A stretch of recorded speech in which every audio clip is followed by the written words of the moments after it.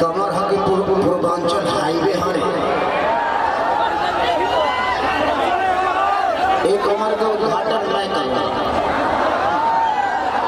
पूर्वांचल का मोदी जी ने किया था, इस रोड का उद्घाटन मैं करूँगा।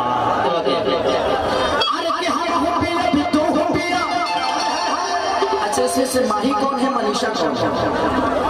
ये जन्म में नाची भाई। अरे तनी खातिर दोसर जन्म लेवे के पड़ी हमरा। अरे दोनों एक खाली बड़ी सो भैया जुड़वे में हो लोग। आप लोगों के एक ही दिन पैदा हुए थे, एक ही रास्ते से आए थे आप लोग।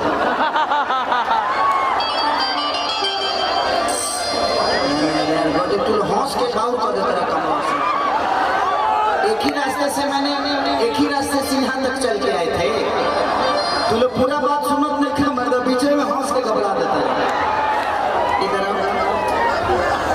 तो आप दोनों एक ही साथ आए थे। यहाँ धरती पे कब आए थे?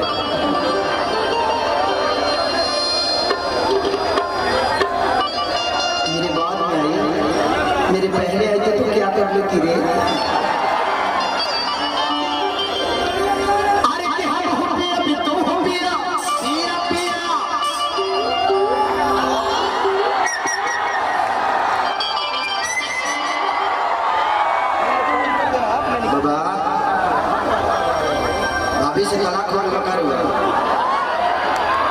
स्टेशन में तो छत नहीं, स्टेशन में अरे कि हम हो पिया भी तुम हो पिया, तुम उठबना हो जा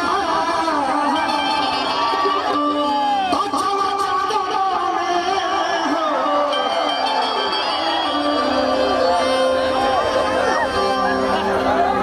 अच्छा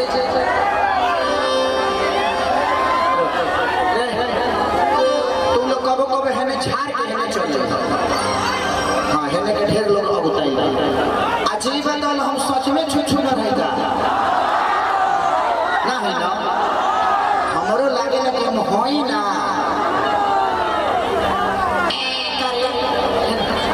नहीं।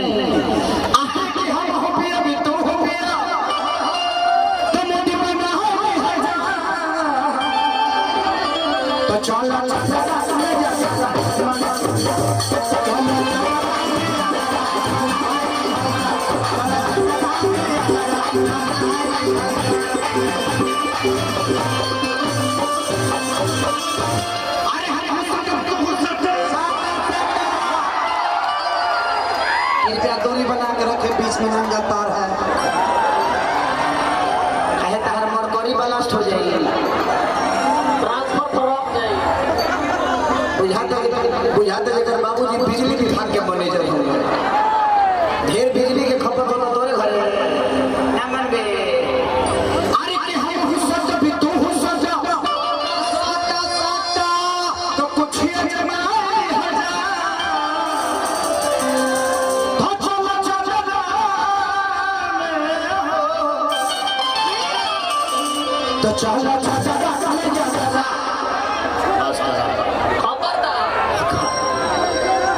जब मौगी सन के पेट में दर्द होला नहीं नहीं खी हाई कर कोनो दोसर नहीं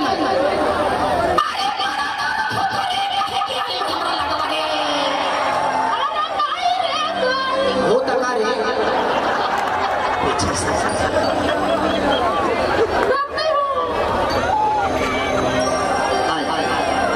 और दो चार गोदरिया तक हो जाएगी।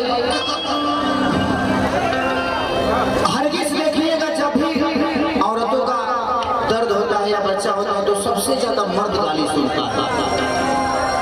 मैंने लगे ना कि बाप रे बापी ये आई ना मर्दा जबरदस्ती ढूंढ गए, जबकि दोनों का सहमति से न होला कुछ नहीं। तो वही में गाली से हम के देहात में होगी कि यार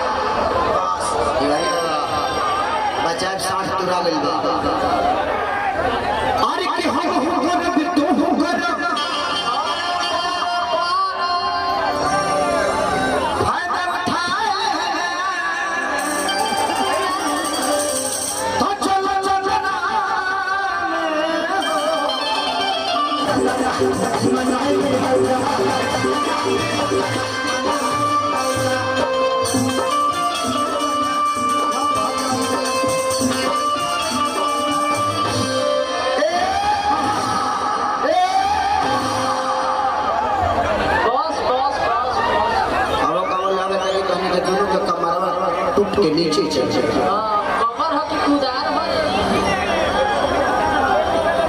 इहो जब से तो बिजनेस से खेले में रहता का नजर कोड दे अपना बाबू से कहते और इतने कहता कैसे कैसे कि मोरा पहिल पीरी छापा जाए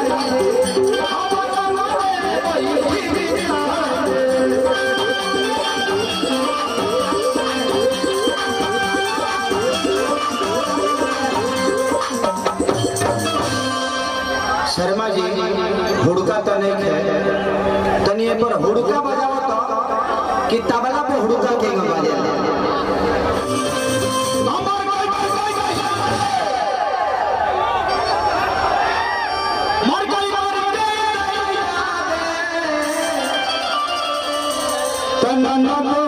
के भैया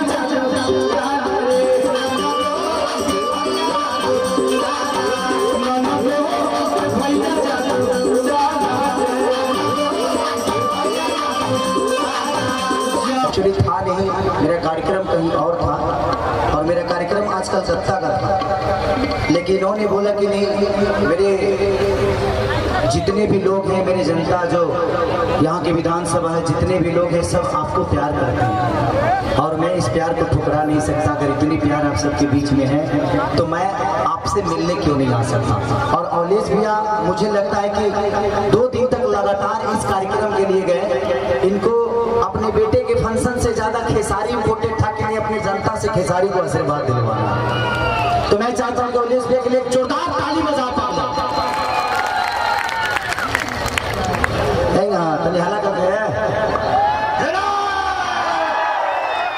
तो थैंक यू सो मच कि आप लोगों ने इतना प्यार और अवलेश भैया को इतना खाली हम अवलेश भैया के बारे में बोलते हैं, सबसे बारे में ना पीछे जा लो, सब जना पंचायत समिति मत बनाओ, सब प्रधान है जुट गए बोलो है अवलेश भैया वो आगे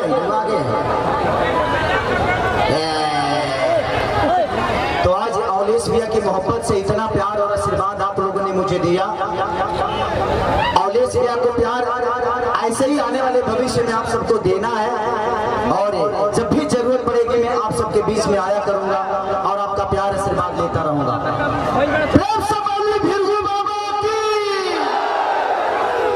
कि प्यार नहीं लिखा। अब आया हूं कोई गाना गा देता हूं, दिखाओ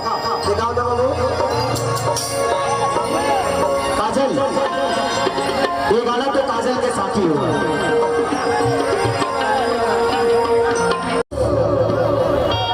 लेकिन लास्ट जो फेवरेट गाना हमारा जो ना कि हम स्टेज पर हर गाई ले थोड़ा सा ठुमठुमटा लगा दो, जैसे जम के भी हमारे 7 बजे के शिफ्टिंग बड़े सिनेमा करतनी भैया के इनको इतना प्यार था कि नहीं हमें चाहिए खेसारी जी, चाहे आपको 24 घंटा जगना पड़े लेकिन मैं अपनी जनता के लिए आपको लेके जाऊंगा।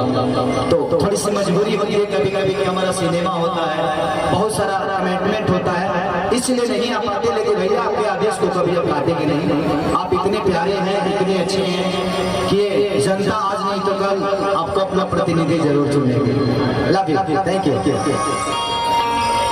लुधियाना